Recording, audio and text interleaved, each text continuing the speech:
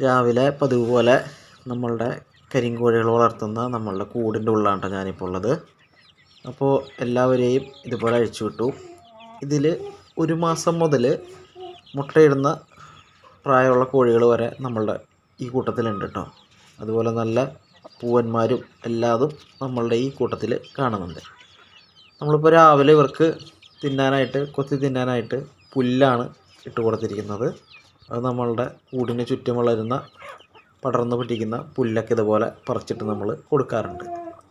ഇത് കോഴികളുടെ ദഹനത്തിനും അതുപോലെ മുട്ടയുടെ ഉൽപ്പാദനത്തിനൊക്കെ വളരെ നല്ലതാണ്.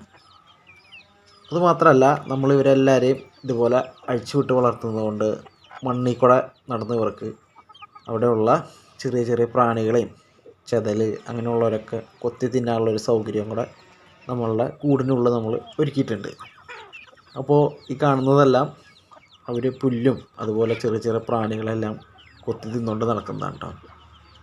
കരിങ്കോഴികളുടെ മുട്ടയ്ക്കും അതുപോലെ കരിങ്കോഴികളുടെ മാംസത്തിനും ഗുണം ഏറെ ഉണ്ടെന്ന് എല്ലാവർക്കും അറിയാമല്ലോ.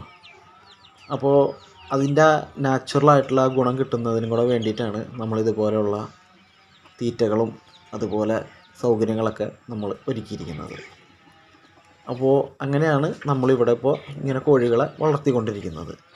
ഇതിൽ ചെറുതു മുതൽ വലുത് വരെ എല്ലാവരും ഇതുപോലെ ഇതിൽ ഓടി നടന്ന് ചകഞ്ഞ് കൊത്തി തിന്നതാണ് പതിവ്. അങ്ങനെ നമ്മൾ കരിങ്കോഴികളുടെ നാച്ചുറലായിട്ടുള്ള ആ ഗുണമേന്മ നിലനിർത്താനായിട്ട് പരമാവധി നമ്മൾ ശ്രമിക്കാറുണ്ട് കേട്ടോ.